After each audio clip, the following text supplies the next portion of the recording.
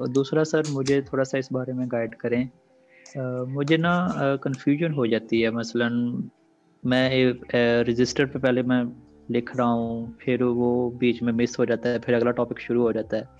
तो मैं किस तरह साथ साथ लेके चलूँ, मुझे इस बारे में ज़रा गाइड करें। मुझे ये नहीं यानी कि जो मैं जब कहता हूँ कि एक सीक्वेंस में मेरा जो भी रजिस्टर है या फाइल है ना, वो मेरी एक सीक्वेंस में तैयार हो, ताकि फिर जब अगर रिवीजन भी करनी पड़े तो मैं बस एक रजिस्टर को अपने साथ रखूँ और एक बुक रखूँ, बस बाकी कोई चीज़ मेरे साथ ना हो। ऐसा मुझे थोड़ा सा गाइड करें, आप कैसे गाइड तैयार प्रिपरेशन करते हैं या बच्चे कैसे करते हैं? मुझे एक्चुअली थोड़ा इसमें नहीं नहीं, इसमें आप इस तरह कर लिया करो कि आप सबसे पहले तो ये जो स्टार्टिंग हम जिस तरह चल रहे हैं, सही है, इससे पहले जब क्लास स्टार्ट होने से पहले आप एटलीस्ट इस तरह एक दफ़ा रीड दे दिया करो, चाहे आपको समझ आए या ना आए, सही है। तो आप 2-3 ठीक पेजेस है। इस तरह रीड दे दिया करो। फॉर एग्जांपल अभी हम डीसी मोटर पढ़ रहे हैं, तो इसको पहले से आपको चाहिए कि क्लास से पहले आप 2-3 पेजेस या 4 जी पेजेस सर। इस तरह वो एक रीड दे दिया करो, चाहे आप 10% उसमें अंडरस्टैंड कर लो या 20% अंडरस्टैंड कर लो, लेकिन एटलीस्ट आप एक रीड दे दिया करो। उसके बाद मैं लेक्चर दे देता हूँ, तो लेक्चर के दौरान आप वो जो भी कंसेप्ट सॉल्व आउट हो वो उस टाइम आप पूछ लिया करो। उसके बाद लेक्चर के बाद आप दोबारा रीड दे दिया करो, तो अप टू 70% आप उसमें क्लियर हो जाएगा। उसके बाद सेकंड रिवीजन, थर्ड रिवीजन के बाद होपफुली आप अप टू 100% सारे टॉपिक्स वो गेन कर लोगे। अच्छा, फिर वो टेस्ट का वो प्रिपरेशन की बात आ जाती है, तो टेस्ट में इस तरह के लिया करो कि ये कंसेप्ट जो होते हैं ना, ये अक्सर भूल जाते हैं। तो आप इस तरह के लिया करो कि एक अभी हमने पढ़ लिए, सही है, तो अभी डीसी जनरेटर हमने कवर कर लिए, तो आप इस तरह कर लो कि आफ्टर 3 डेज इस तरह टाइम टेबल बना लो, आफ्टर 3 डेज या 4 डेज के बाद उसको रिवाइज कर लिया करो, सही है। तो डीसी जनरेटर आप एक एक दिन में बस रिवाइज कर लिया करो उसको जल्दी जल्दी, सही है, क्योंकि आपके कंसेप्ट ठीक क्लियर है। हैं, तो वो आपसे इतना टाइम नहीं लेगा। उसके बाद आप इस तरह कर लो कि एक 1 वीक के बाद आप एक रिवीजन दे दिया करो, एक दिन उसके लिए रख लो, सही है। तो डीसी जनरेटर को आप रिवाइज कर लिया करो, फिर आफ्टर सेकेंड वीक के बाद आपको डीसी जनरेटर क्लियर होगा, तो डीसी मोटर भी हो जाएगा। तो फिर आप डीसी जनरेटर आपसे इतना टाइम नहीं लेगा, क्योंकि वो तो आपने काफ़ी रिवीजन उस चैप्टर की कर लिए हैं, सही है। उसके बाद आप डीसी मोटर तो आपसे टाइम लेगा, तो इस तरह चलते जाओ आगे। तो ये नहीं करना कि बस वो डीसी जनरेटर हमने कवर कर लिया, बस वो आप बुक को आप क्लोज कर लो, सही है। आपने साथ साथ उसको रिवाइज करना है, रिवीजन इज नेसेसरी, वो रिवीजन काफ़ी मस्ट है, काफ़ी इंपॉर्टेंट है।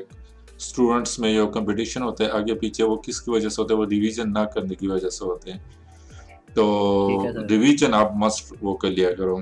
और दूसरी बात, जो एमसीक्यूज के एमसीक्यूज काफ़ी टाइम लेता है, 120 एमसीक्यूज या हांडा के एमसीक्यूज देख लो, वो 300 एमसीक्यूज या 400 एमसीक्यूज।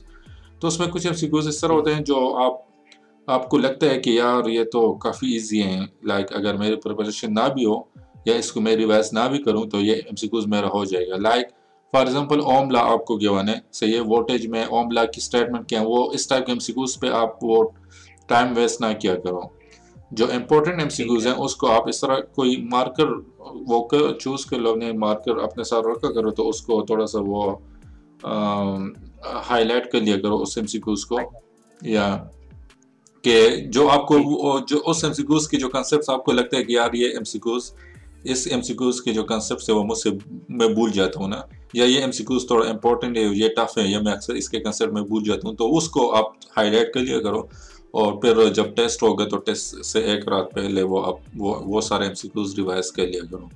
और जो ठीक सिंपल है। एमसीक्यूज होते हैं उस पर टाइम वो उसको रिवीजन करने की जरूरत नहीं, क्योंकि वो से वैसे ही वो दो, चाहे 5 सेकंड या 10 सेकंड भी बहुत ज़्यादा ज़रूरी होते हैं, सही है। एग्जाम से एक रात पहले जो आपके 5 सेकंड्स होते हैं, 10 सेकंड, 15 सेकंड्स, वो काफ़ी इंपॉर्टेंट होते हैं। तो बेशक वो एमसीक्यू जो होंगे वो आपसे इतना टाइम नहीं लेंगे रीड करना उस एमसीक्यूज को, लेकिन फिर भी आप उसको स्किप कर लिया करो जो सिंपल एमसीक्यूज होते हैं, सही है, काफ़ी सिंपल। कुछ एमसीक्यूज होते हैं यहाँ पे ठीक। काफ़ी सिंपल होते हैं, जिस तरह अभी वेव वाइंडिंग, लैप वाइंडिंग, वो तो आपको पता है कि लैप वाइंडिंग में हम क्या करते हैं, वेव वाइंडिंग में हम नंबर ऑफ वो पैरेलल पास कितने होते हैं, 2 होते हैं। Yes sir. जी लैप जी जी। वाइंडिंग में नंबर ऑफ पोल्स के इक्वल होते हैं, तो इस टाइप के एमसीक्यूज आप स्किप कर लिया करो, क्योंकि ये तो बंदे से नहीं बोलता, सही है, वो तो आपको याद होंगे जी। इस टाइप के पॉइंट्स जो होते हैं। तो इसी तरह वो कर लिया करो प्रिपरेशन। तो होपफुली अक्सर होते हैं ये रिवीजन, थोड़ा सा वो रिवीजन कुछ स्टूडेंट नहीं करते, वो छोड़ देते हैं ना, तो फिर दोबारा से वो उन चैप्टर को कवर करना काफ़ी टाइम कंज्यूमिंग होता है और फिर बर्डन भी आ जाते हैं क्योंकि सारे चैप्टर्स होते हैं और सारे चैप्टर्स को फिर कवर करना काफ़ी मुश्किल होता है। तो अभी अगर डीसी जनरेटर हमने कवर कर लिए तो अभी कल डीसी सबसे पहले आज फॉर एग्जांपल आपने प्रिपरेशन करनी है तो आज डीसी मोटर जो हम पढ़ेंगे, तो जितने भी टॉपिक्स है वो आज हम कवर कर लें, तो उसको आप अच्छी तरह से वो प्रिपेयर कर लिए करो। उसके बाद आज जो आपको फॉर एग्जांपल 1 घंटे या 2 घंटे मिल जाए तो वो आप डीसी जनरेटर को दे दिया करो। फॉर एग्जांपल अब कल के क्लास में हम जो टॉपिक्स पढ़ लें, तो आज जो हमने पढ़ा था डीसी मोटर का वो कल जो हम पढ़ेंगे, उसको पहले वो कर लिया करो, रिवाइज कर लिया करो, सही है। उसके बाद आज का और इसके बाद जो डीसी जनरेटर उसको रिवीजन कर लिया करो उसका। तो इसी तरह चलते जाओ, तो क्योंकि वो हमारा माइंड भी इस तरह है ना, इसमें इस तरह एक दफ़ा आप पढ़ लो तो ज़रूरी नहीं कि वो आपको for long period of time आपको वो याद रहेंगे, सही है।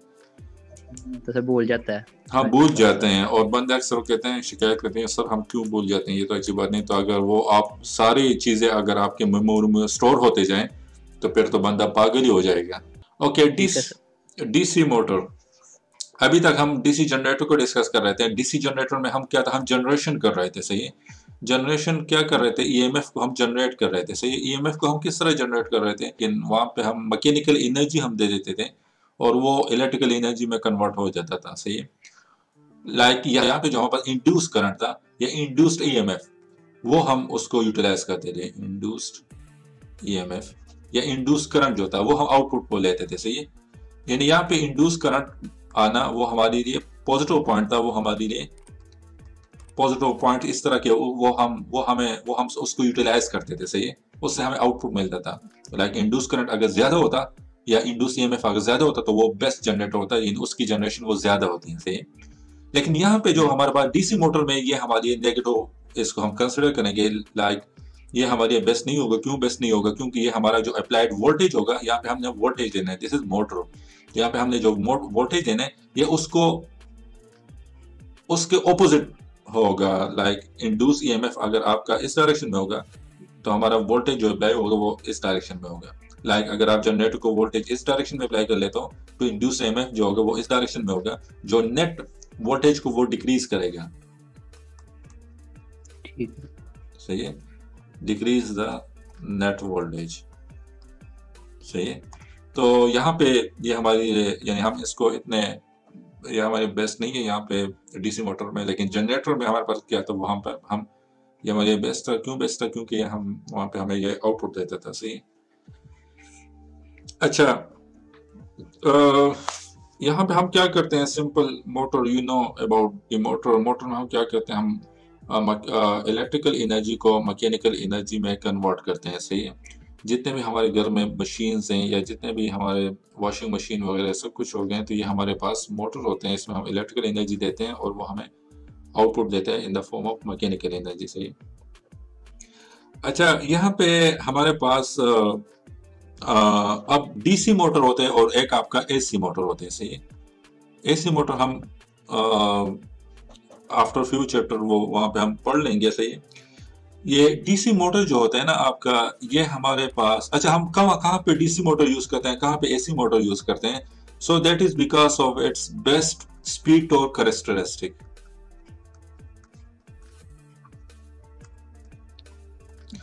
जो डीसी मोटर होता है उसका स्पीड काफी फाइन स्पीड होते हैं, सही है। जिस स्पीड से आप चलाना चाहते हो अपने मोटर को, वही स्पीड आपको डीसी मोटर देगा, सही है।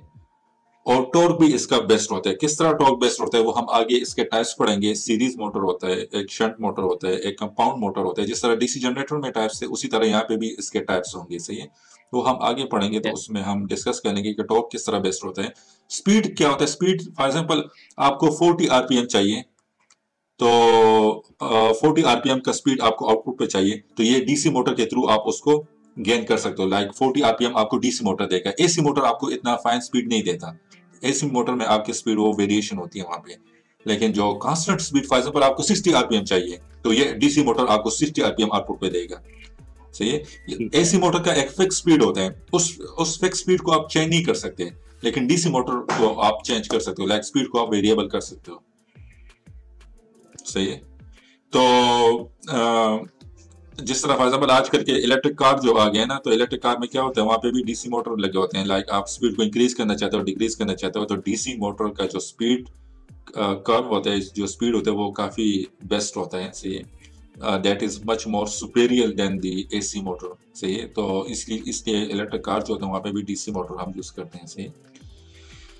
अच्छा, इसमें एक पॉइंट जो हमने पहले भी डिस्कस किया था, डीसी जनरेटर स्टार्ट करते वक्त, वहां पे हम डिस्कस किया था कि डीसी जनरेटर में हम राइट हैंड रूल यूज करते हैं, और यहाँ पे डीसी मोटर में हम लेफ्ट हैंड रूल यूज करेंगे। सही है। ये अक्सर एमसीक्यूज में आता है। तो लेफ्ट हैंड रूल में उसको थोड़ा सा एक्सप्लेन कर लेते हैं। लेफ्ट हैंड रूल हमें क्या बताता है? This is your left hand, उस तरह का कुछ होता है। सही है। इस तरह का होता है। So this is a force, this is magnetic field, and this is the velocity, या इसको आप करंट भी कह सकते हो, velocity of electron, या करंट भी इसको कह सकते हो। सही है। यानी इलेक्ट्रॉन किस डायरेक्शन में जा रहे हैं, तो करंट भी उसी डायरेक्शन में होगा। अच्छा, यहाँ पे हमारे पास यहाँ पे हमने क्या करना है, डीसी मोटर में हमने वोल्टेज सप्लाई देनी है। सही है। और उससे हमने एक फोर्स जनरेट करना है। सही है। फोर्स जनरेट होगा तो उसके थ्रू फिर हमने वो लोड को चलाना है। सही है। जिस तरह आपका वॉशिंग मशीन हो गया, तो उसमें हम फोर्स को डेवलप करते हैं। सही है। तो फोर्स के थ्रू पे हम उसको, यानी जो भी होते हैं वो क्लॉथ्स वगैरह, उसको रोटेट होते हैं वॉशिंग मशीन में। सही है। यानी फोर्स हम यहाँ पे जनरेट करते हैं। तो फोर्स कितना जनरेट होगा, that's depend on your magnetic field, that's depend on your current, and that's depend on your length. Okay, so you can find, so this force is equal to BIL. सही है। Okay, magnetic field, current और length. Yes, magnetic field, current and length. अच्छा, ये सारी बातें हमने discuss कर लिए हैं। सही है। इसके कुछ और पॉइंट्स हैं, वो थोड़ा सा डिस्कस कर लेते हैं। हमारे पास जो डीसी सीरीज मोटर होता है,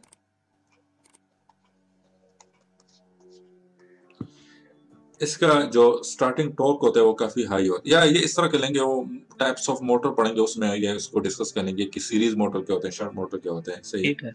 अच्छा, आपका जो डीसी मोटर होते हैं ये हमेशा सिंगल फेज होते हैं। ओके, सही। लाइक एक पॉजिटिव रिक्वायर्ड होगा, एक नेगेटिव रिक्वायर्ड होगा, बस ये दो टर्मिनल्स इसको रिक्वायर्ड होंगे इसको चलाने के लिए। सो this is single phase. AC motor आपका सिंगल फेज भी हो सकता है, 2 फेज भी हो सकते हैं, और 3 फेज भी हो सकते हैं। ओके। अच्छा, डीसी मोटर जो है ना, डीसी मोटर को आप विदाउट लोड, आपने ये गलती नहीं करनी है। ओके, जब भी आपके सामने डीसी मोटर आ जाए और उसके आउटपुट पे कोई लोड नहीं है, तो ये जल जाएगा। ओके, क्यों जल जाएगा? क्योंकि स्पीड काफी हाई हो जाएगा। तो विदाउट लोड इसको नहीं चलाना, या बिल्कुल नहीं चलाना। ओके,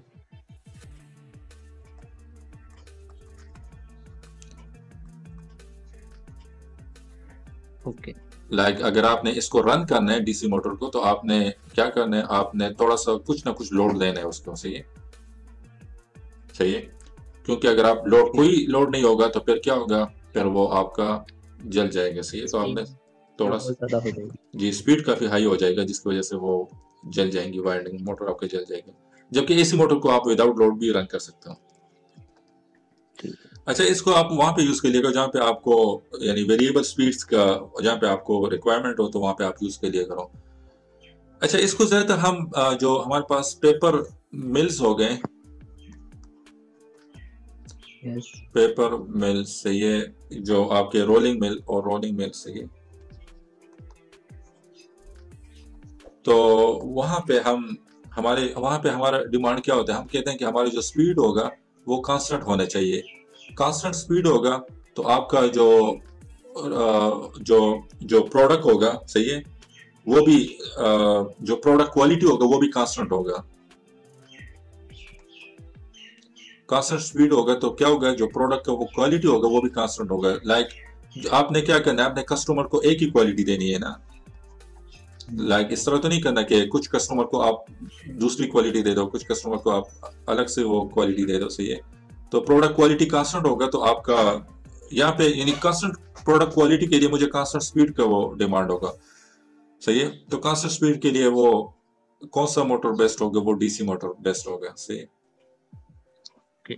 लाइक इस तरह तो नहीं हो सकता कि पेपर के कुछ पोर्शन आपका अच्छी क्वालिटी का और कुछ पोर्शन आपका बेड क्वालिटी का हो, इस तरह तो नहीं हो सकता ना एक पेपर।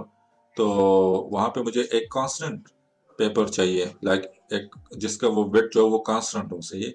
तो उसके लिए मुझे क्या है, कांस्टेंट स्पीड मोटर रिक्वायर्ड होगा। तो वो हम डीसी मोटर वहां पे यूज कर सकते हैं। Like DC motor will be best if you use this DC motor as compared to AC motor.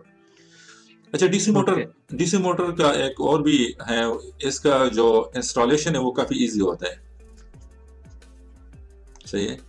और इसका जो it will require little maintenance, सही है। और इसको हम इजीली रिपेयर भी कर सकते हैं, सही है, as compare to AC. AC का क्या होता है, वो एसी मोटर की इंस्टॉलेशन भी थोड़ी सी कॉम्प्लेक्स होती है। वहाँ पे हमारे पास मेंटेनेंस का भी थोड़ा सा वो ज़्यादा मेंटेनेंस उसके लिए रिक्वायर्ड होगा। क्यों मेंटेनेंस ज़्यादा रिक्वायर्ड होगा, क्योंकि वहाँ पे इंडक्टेंस कैपेसिटेंस वो इफेक्ट भी आ जाते हैं, तो इसी वजह से। और रिपेयरिंग भी उसका थोड़ा सा कॉम्प्लेक्स होता है, क्योंकि सर्किट्स काफ़ी कॉम्प्लेक्स होते हैं वहाँ पे। 3 फेज हो गया, 2 फेज हो गया, तो सर्किट्स थोड़े से कॉम्प्लेक्स हो जाते हैं, तो उसको रिपेयर करना थोड़ा मुश्किल होता है as compare to DC motor. Okay, so these are the few points, ये कुछ पॉइंट्स थे डीसी मोटर से रिलेटेड। अच्छा, जो इसका कंस्ट्रक्शन होगा, कंस्ट्रक्शन इसका सेम ही होगा जिस तरह हमने जनरेटर में पढ़ा था, सही है। जनरेटर और इसका मोटर का कंस्ट्रक्शन दोनों का सेम ही होता है, सही है। जनरेटर में हम क्या करते थे, हम यहाँ पे वो कर देते थे, वाइंडिंग दे देते थे, सही है। और वाइंडिंग में हमारे पास डीसी करंट फ्लो होता था, जिसकी वजह से ये आपका constant north pole and this is the south pole. Okay, this is the armature which rotate between the, यहाँ पे मिड में ये रोटेट होगा, सही है। So this is the armature and these are the poles. तो यहाँ पे हम क्या करते हैं, यहाँ पे हमारे पास लेट्स से शंट मोटर को ले लेते हैं, ये आपका फील्ड वाइंडिंग हो गया, ये आपका आर्मेचर रेजिस्टेंस हो गया, जिस तरह वहाँ पे हम डिस्कस करते थे। इसको मैं एम कह देता हूँ, नाउ दिस इज मोटर, सही है। और यहाँ पे हम क्या कहते हैं, वोल्टेज सप्लाई दे देते हैं, सही है। तो वोल्टेज सप्लाई से आपका this will be the current, net current. तो इसमें आपका थोड़ा सा करंट आई ए में चले जाएगा और बाकी करंट आपका आई शंट में चले जाएगा, सही है। तो यहाँ पे हम क्या करते हैं, फील्ड वाइंडिंग को किस तरह एक्साइट करते हैं, वो भी हम सप्लाई वोल्टेज से थोड़ा सा पोर्शन ले लेते हैं, सही है। जनरेटर में हम क्या करते थे, जनरेट कर लेते थे, तो जनरेशन से हम थोड़ा सा पोर्शन फील्ड वाइंडिंग को देते थे। यहाँ पे क्या करते हैं, यहाँ पे हम जो हमारे पास सप्लाई वोल्टेज होती है उससे थोड़ा सा पोर्शन फील्ड वाइंडिंग में चले जाते हैं और बाकी यहाँ पे आ जाते हैं, सही है, मोटर में। अच्छा, अब क्या होगा यहाँ पे, अब यहाँ पे हमारे पास जो करंट चला गया, सही है, आर्मेचर करंट चला गया। तो हमें पता है कि जब भी आप किसी मैग्नेटिक फील्ड में किसी वायर को रख लेते हो, सही है, this is north and this is south, तो ये आपका इस तरह लाइंस होंगी। इसमें अगर आप कोई वायर रख लेते हो तो क्या होगा इस वायर को, और इस वायर को आप थोड़ा सा मोशन भी दे दो तो मैग्नेटिक फ्लक्स प्रोड्यूस होगा। या अगर इस वायर को आप थोड़ा सा मोशन दे दो तो यहाँ पे क्या होगा, magnetic flux, change in magnetic flux आ जाएगा। Yes, like change in magnetic flux आपके पास आ जाएगा, तो आपका ईएमएफ इंड्यूस हो जाएगा। Faraday law, this is the Faraday law. Faraday law ने हमें क्या कहा था कि अगर आपके पास rate of change of flux आ जाए, यहाँ पे मेरे पास rate of change of flux आ जाए, क्यों फ्लक्स आ जाए, क्योंकि इसको मैं मोशन दे रहा हूँ, तो ये दिस इज इन मोशन। और ये कहाँ पे, ये फ्लक्स मैग्नेटिक फील्ड में पड़ा है ये वायर, सही है। तो यहाँ पे क्या हो जाएगा, यहाँ पे आपकी ईएमएफ इंड्यूस हो जाएगा, सही है। तो ईएमएफ की वजह से आपके पास इंड्यूस करंट आ जाएगा, सही है, इंड्यूस करंट आपके पास आ जाएगा। अच्छा, ये तो मेरे पास जनरेशन हो गया। अब मैं इस तरह कर लूं कि ये मेरे पास नॉर्थ और साउथ पोल है, सही है। और मैं इस तरह कर दूं, इसको करंट दे दूं, यानी यहाँ पे वोल्टेज अप्लाई कर लेता हूं इस वायर को, सही है। और यहाँ पे मैं करंट जाएगा, this is not induce current, this is the apply supply current. अच्छा, अब करंट जा रहा है, मैं मोशन नहीं दे रहा इसको, करंट जा रहा है, सही है, और वोल्टेज यहां से मैंने सप्लाई दे दिए, तो करंट इसमें जा रहा है, तो ये मोशन मुझे दे देगा, लाइक फोर्स मुझे जनरेट कर लेगा। ये वायर एकदम से आगे हो जाएगा या पीछे हो जाएगा, सही है, इस तरह एकदम से वो मोशन में हो जाएगा, सही है। Like it will give me force, like you can say force आपका जनरेट हो जाएगा, जिसके थ्रू फिर हम रोजमर्रा के जितने भी काम होते हैं वो चलाते हैं, सही है, उस मशीन से। ओके, आप पॉइंट को पिक कर रहे हो यहाँ पे? Yes sir. अच्छा, अब ये आपका मोशन करेगा, तो मोशन की वजह से एक और करंट जनरेट होगा यहाँ पे। Yes sir. लाइक अगर ये मोशन करेगा तो यहाँ पे चेंज ऑफ फ्लक्स आएगा, चेंज ऑफ फ्लक्स की वजह से आपका इंड्यूस करंट यहाँ पे जनरेट हो जाएगा, और इंड्यूस करंट का क्या, वो डायरेक्शन आपका ऑपोजिट होगा, इस डायरेक्शन में आपका वो करंट होगा, लाइक वो इस करंट को कम करेगा। ओके, और आपका एक इंड्यूस ईएमएफ भी जनरेट हो जाएगा, that's will the direction of that induce EMF will be opposite to this supply voltage. Like यहाँ पे आपका ईएमएफ आ जाएगा, उसका वो आपका ऑपोजिट होगा, इस डायरेक्शन में होगा, जबकि सप्लाई आपकी इस डायरेक्शन में।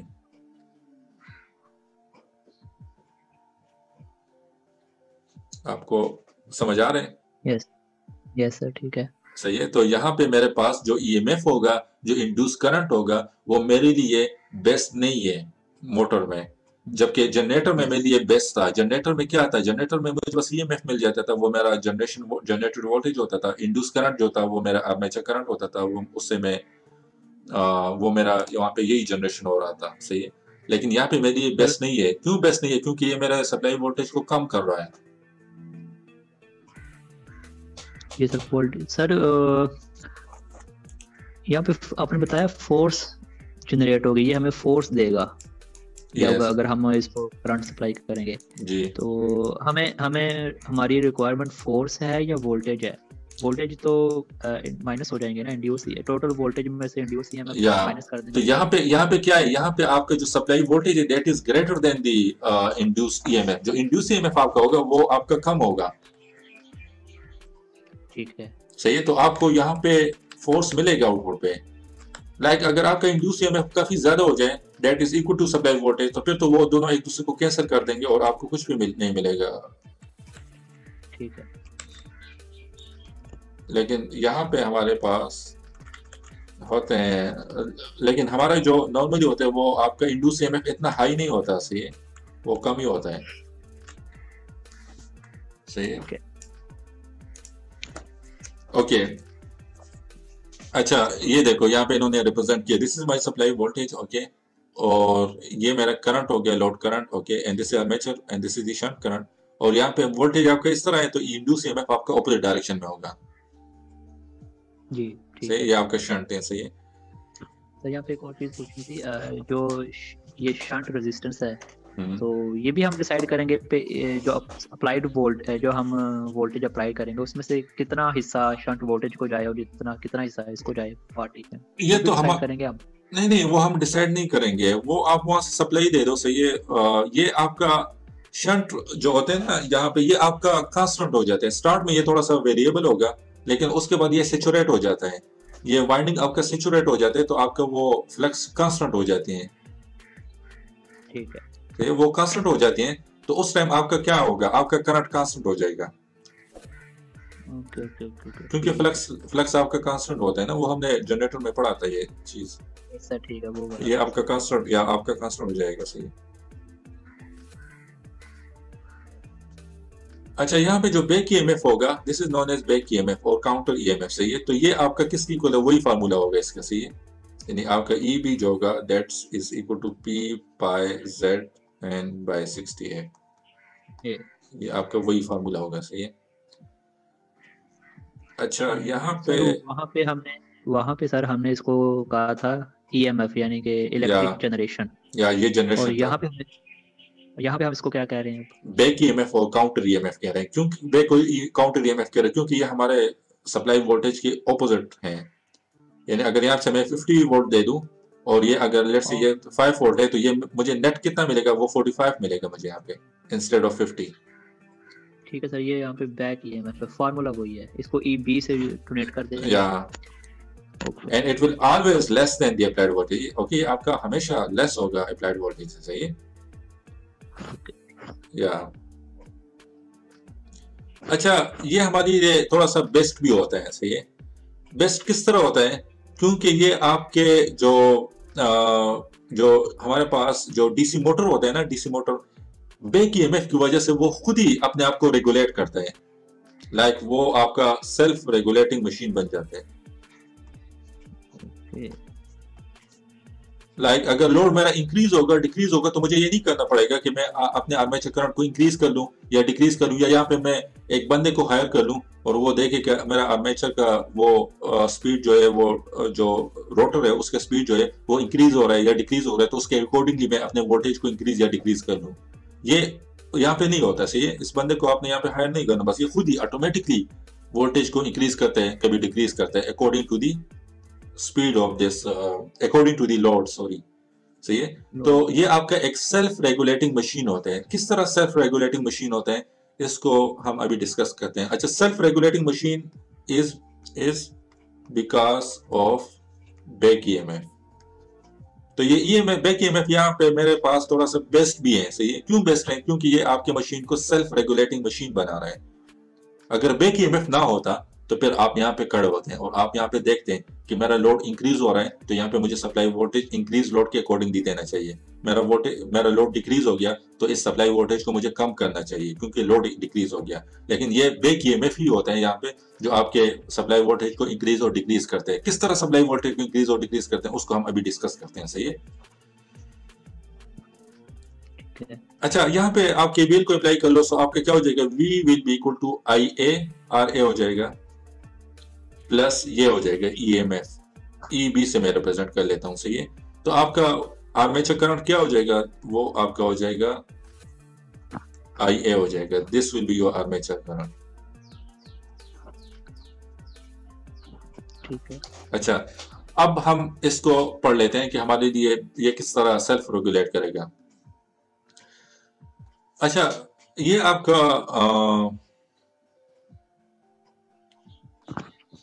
आपका वो हो गया, this is the north pole, this is the south pole, ये आपका रोटर हो गया, सही है? आर्मेचर हो गया, और ये आपका यहाँ से आपने सप्लाई दी है, इसको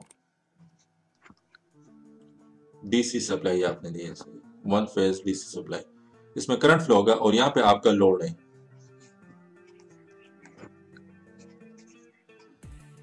अच्छा, अब यहाँ पे मैं सप्लाई दे रहा हूँ, सही है? तो यहाँ पे क्या हो रहा है? करंट जा रहा है और ये आपके मैग्नेटिक फील्ड फ्लक्स लाइंस है। तो when you place current carrying coil inside the magnetic field, then a force will act on that coil, okay, and the direction of that force will be opposite. No, you can find the direction of that force by using the left hand rule, okay, या और उस force के through आप अपने load को चला रहे हो, सही है?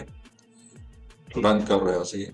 अच्छा, अब लेट सपोज ये आपका लोड फिक्स है, ओके, और ये चल रहा है। अच्छा, अब फ्यू मिनट्स के बाद लोड आपका डिक्रीज हो गया,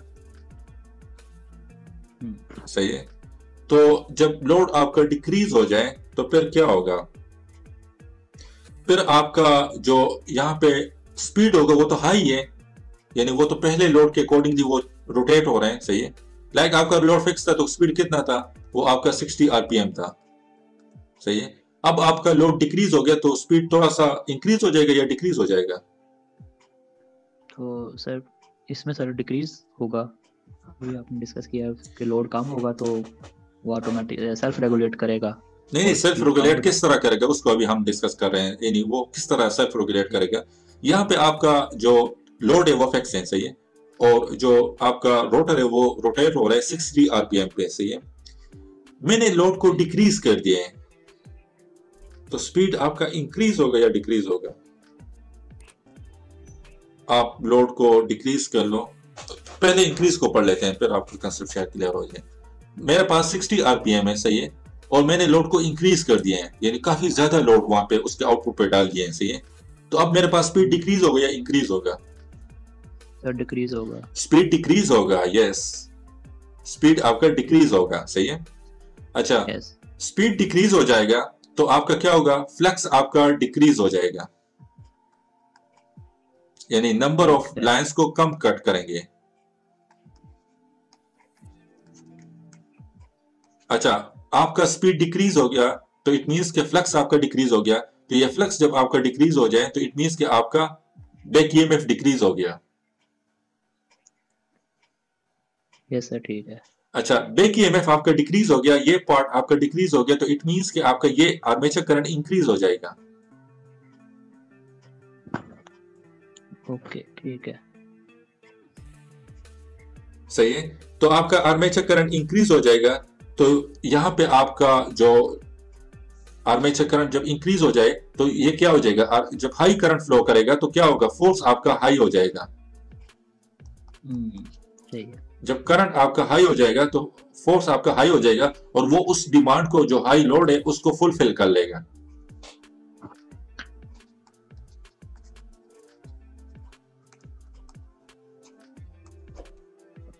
ओके सही है, तो अब आपका जो हाई लोड होगा उसके अकॉर्डिंगली फिर आपका जो रोटर होगा वो रोटेट होगा, यानी आपके लोड को जो ज्यादा लोड है उसके अकॉर्डिंगली फिर वो आपको रोटेट करेगा। सही है, यानी उस जो हाई लोड का जो हाई करंट डिमांड था, जो हाई लोड का जो हाई फोर्स डिमांड था, उसको इसने फुलफिल कर लिए हैं।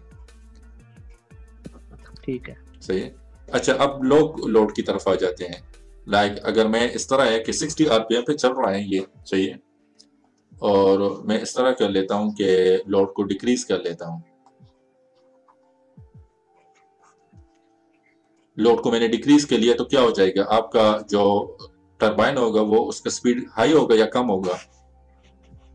सर अभी हाई होगा। अभी हाई होगा, क्योंकि आपने लोड को कम कर लिया है, तो वो काफी खुशी के साथ बहुत तेजी के साथ रोटेट होगा। सही है, आपका टरबाइन क्योंकि लोड कम हो गया, बोझ कम हो गया, जिस तरह वो होता है ना, टेंशन कम हो गया उस पर, तो वो ज्यादा मस्ती करेगा। सही है, उसी तरह समझ लो।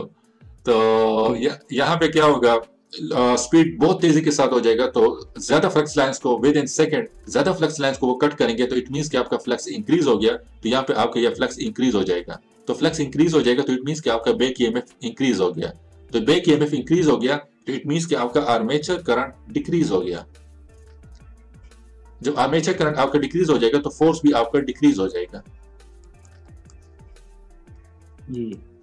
तो अब आपके जो लो लोड का जो डिमांड है वो उसको फुलफिल करेगा, यानी अब आप पे खर्चा ज्यादा नहीं आएगा, यानी आपका जो कंजम्पशन होगा, जो आपकी इलेक्ट्रिसिटी होगी वो कम कंज्यूम होगी। क्यों कम कंज्यूम होगी? क्योंकि आपका लोड कम है, और आपका डिमांड भी यही था कि जब मेरा लोड कम हो जाए तो मुझ पे बिल कम आना चाहिए, तो यहाँ पे आपका जो आर्मेचर करंट होगा वो अब कम होगा। ठीक है। तो ये सारे प्रोसेस किसकी वजह से हो रहे हैं? ये बैक ईएमएफ की वजह से हो रहे हैं। तो यहाँ पे ये बैक ईएमएफ मेरे लिए थोड़ा सा बेस्ट भी है। ठीक है। See? So it will work as a self regulating machine, यानी आपको यहाँ पे खड़ा नहीं होना पड़ेगा कि आपने वोल्टेज को कम यानी करंट को कम करना है। क्यों कम करना है? क्योंकि आपका लोड कम हो गया। आप लोड को इंक्रीज कर लो तो आपने आर्मेचर करंट को खुद ही इंक्रीज मैन्युअली इंक्रीज करना है, वो खुद ही होता जाएगा। सही है, क्यों खुद ही होता जाएगा? क्योंकि बैक ईएमएफ की वजह से खुद ही होता जाएगा।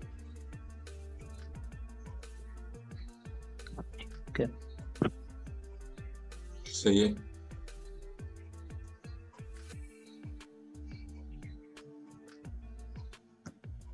अच्छा, यहाँ पे जब मेरे पास कोई लोड नहीं होगा तो फिर क्या होगा?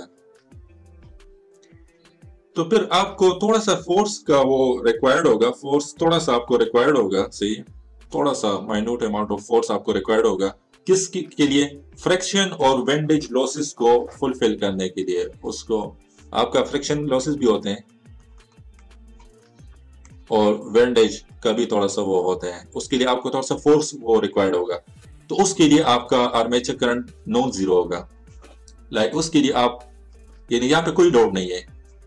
जब कोई लोड नहीं है तो आप क्या कहते हो, आपका वो ये जीरो होगा, ये करंट आपका जीरो होगा। This will not be equal to zero.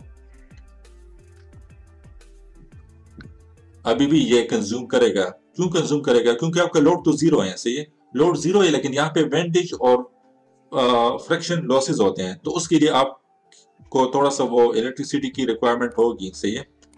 तो ठीक। या तो उस टाइम क्या होगा, उस टाइम आपका ये करंट होगा, आर्मेचर करंट जीरो नहीं होगा, आर्मेचर करंट होगा लेकिन वो बहुत माइन्यूट अमाउंट होगा उसका, जी सही। तो माइन्यूट अमाउंट होगा, तो उस टाइम हम क्या कहते हैं, हम कहते हैं कि हमारा बस ये वोल्टेज होता है that is equal to supply back EMF, sorry आपका क्या होता है, आपका वोल्टेज होता है वो back EMF plus I A और आर ए के इक्वल होता है ना,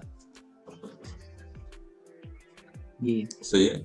सो यहाँ पे मेरा वोल्टेज होता है वो approximately equal to back EMF होता है, ये काफी बहुत कम होता है। क्यों ये कम होता है आई ए, क्योंकि आपको काफी कम फोर्स का वो रिक्वायरमेंट होता है, यहाँ पे करंट कम होगा तो आपको काफी कम फोर्स का रिक्वायरमेंट होता है। क्यों काफी कम फोर्स का रिक्वायरमेंट होता है यहाँ पे, क्योंकि वेंटेज और फ्रैक्शन लॉसेस के लिए आपको काफी कम फोर्स रिक्वायर्ड होगा। लोड तो अब नहीं है, पहले क्या था, पहले आपको हाई फोर्स का वो रिक्वायरमेंट, फोर्स की रिक्वायरमेंट पहले हाई थी। क्यों हाई थी, क्योंकि वहां पे फ्रैक्शन लॉसेस भी थे, वेंटेज लॉसेस भी थे और लोड भी था, आपका एक बहुत बड़ा लोड भी था, सही है। तो वहां पे हमारा आर्मेचर करंट काफी हाई था। लेकिन जब लोड नहीं होगा, जब नो लोड होगा, तो फिर आपका वो फ्रिक्शन लॉसेस होंगे, इनके लिए आपको थोड़ा सा वो स्मॉल फोर्स रिक्वायर्ड होगा, and that's will be as we know that force depend on current, तो करंट भी स्मॉल होगा। तो यहाँ पे उस केस में आपका क्या हो जाता है, voltage is approximately equal to zero या back EMF not zero. Back या बैक सो अगर आप एमसीक्यूज आ जाए कि अंडर नो लोड कंडीशन, तो क्या होगा, voltage will be exactly equal to back EMF या voltage is approximately equal to back EMF. तो वहां पे आपने अप्रोक्सीमेटली का वर्ड यूज करना चाहिए, क्योंकि एग्जैक्टली नहीं होगा, आर्मेचर करंट होगा। क्यों होगा, क्योंकि वहां पे फ्रिक्शन और वेंटेज के भी लॉसेस होते हैं ना। यस सर, ठीक है। So this is all about the significance of back EMF। अच्छा, इसके बाद